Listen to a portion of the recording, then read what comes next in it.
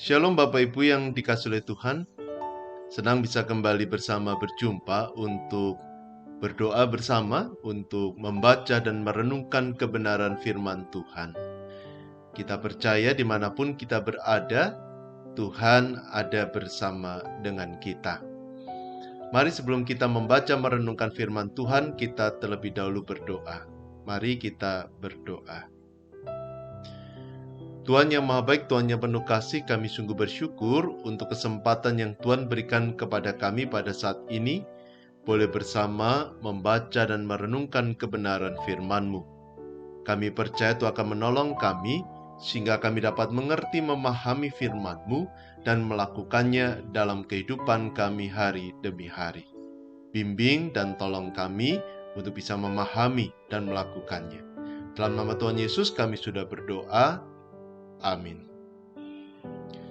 Bapak Ibu kasih Tuhan, saya mengajak kita bersama membuka Injil Lukas pasal yang ketiga. Injil Lukas pasal yang ketiga ayat yang pertama sampai ayat yang ke-9. Lukas 3 ayat yang pertama sampai ke-9 tertulis demikian.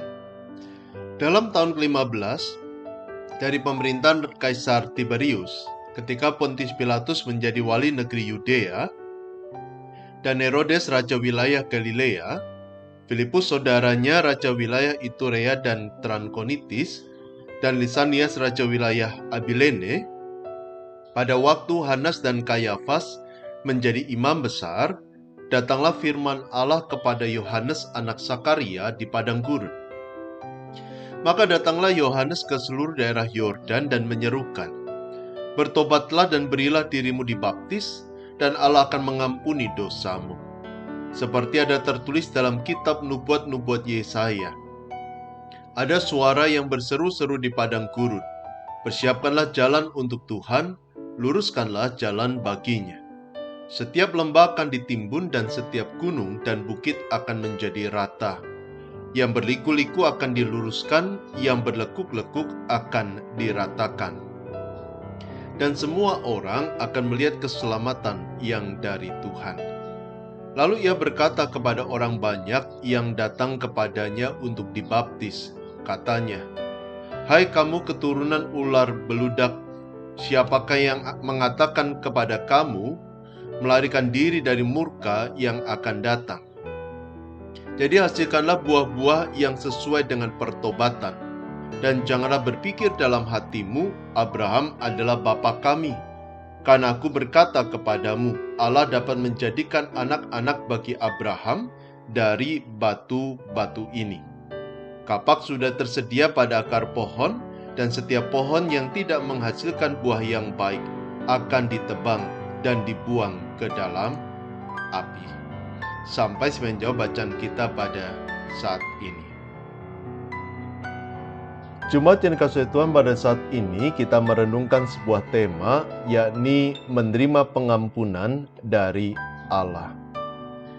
Seorang penulis bernama Timothy Keller, dia pernah menuliskan sebuah kalimat yang menarik demikian. Anugerah dan pengampunan Tuhan, meski diberikan secara cuma-cuma bagi penerima, bagi manusia, menuntut pengorbanan dari Sang Pemberi. Dari awal Alkitab dinyatakan bahwa Tuhan tidak dapat mengampuni tanpa pengorbanan. Anugerah dan pengampunan Tuhan meski diberikan secara cuma-cuma bagi kita manusia, menuntut pengorbanan dari Sang Pemberi, yakni Allah. Dari awal Alkitab dinyatakan bahwa Tuhan tidak dapat mengampuni tanpa pengorbanan. Saudara sekalian, sebuah pernyataan yang tegas dan jelas yang mengingatkan kita bahwa tidak ada pengampunan tanpa pengorbanan. Artinya, kalau kita menerima pengampunan dari Tuhan, bukan karena pengampunan itu diberikan gratis, secara cuma-cuma, tanpa konsekuensi, tanpa dibayar.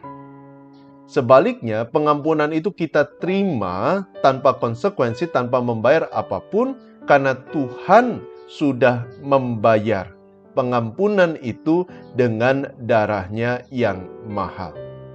Sehingga pada akhirnya kita bisa menerima pengampunan itu tanpa membayar sepeser pun. Nah, saudara, kalau Tuhan sudah melakukan demikian, sebagai orang-orang yang telah menerima anugerah dan pengampunan dari Tuhan, sudah seharusnya kita meresponi anugerah itu dengan yang pertama, beriman kepada Tuhan.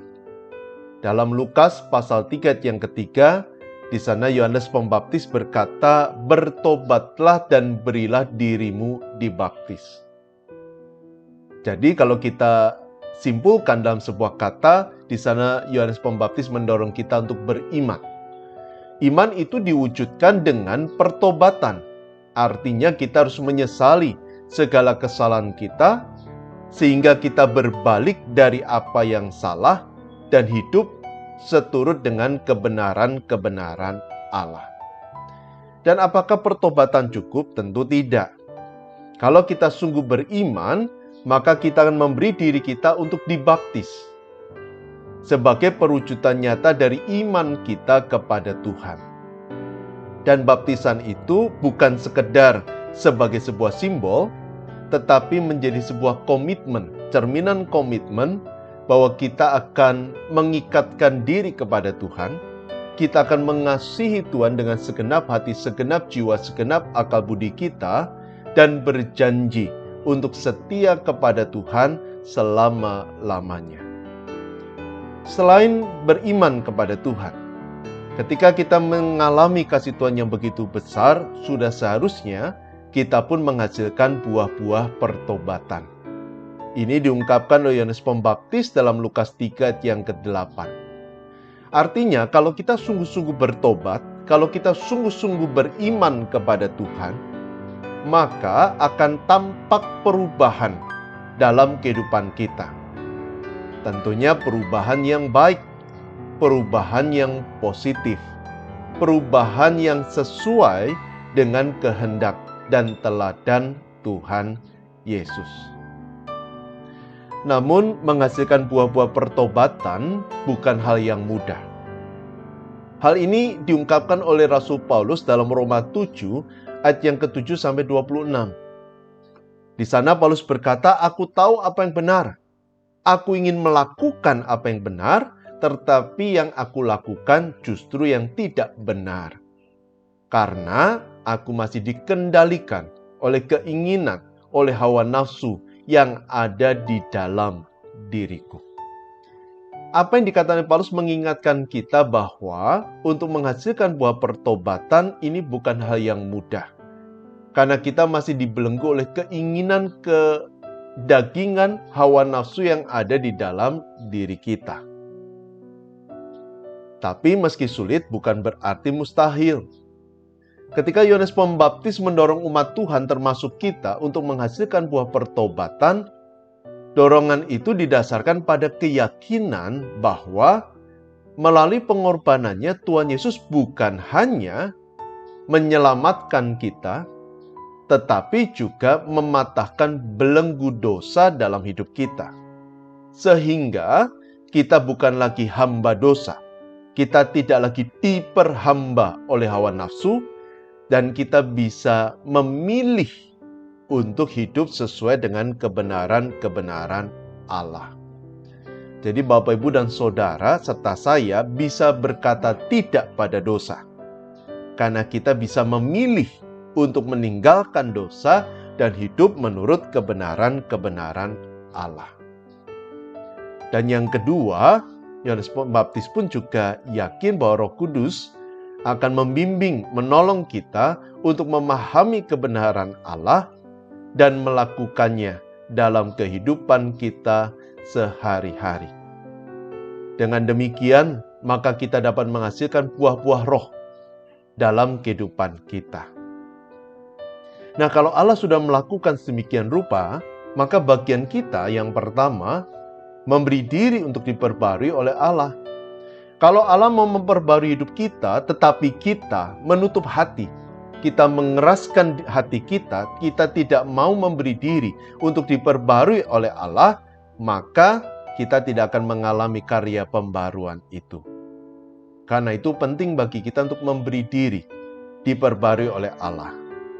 Yang kedua, bagian kita adalah berkomitmen untuk membaca dan merenungkan firman Tuhan, agar kita dapat memahami kebenaran Allah, membedakan apa yang benar, apa yang salah, membedakan apa yang baik dan yang tidak baik. Sehingga pada akhirnya kita bisa hidup menurut kebenaran Allah. Yang ketiga, kita harus berusaha menerapkan firman Tuhan dalam kehidupan sehari-hari, meninggalkan kebiasaan lama yang tidak sesuai dengan kehendak Allah. Tentunya ini harus dimulai dari hal yang kecil. Tetapi kalau kita melakukannya terus-menerus, maka itu menjadi bagian dari hidup kita, yang kita tidak akan pernah melupakannya. Dan ketika kita sudah melakukan hari demi hari, sedikit demi sedikit, maka pada akhirnya hidup kita akan mencerminkan kasih Allah. Dan yang keempat, agar kita bisa menghasilkan buah pertobatan, maka kita harus menjadi bagian dari komunitas yang akan menolong kita untuk bertumbuh dan berbuah di dalam Tuhan. Komunitas di mana kita bisa saling menasihati, saling menguatkan, saling mendukung satu sama lain. Sehingga pada akhirnya kita boleh bertumbuh bersama di dalam Tuhan.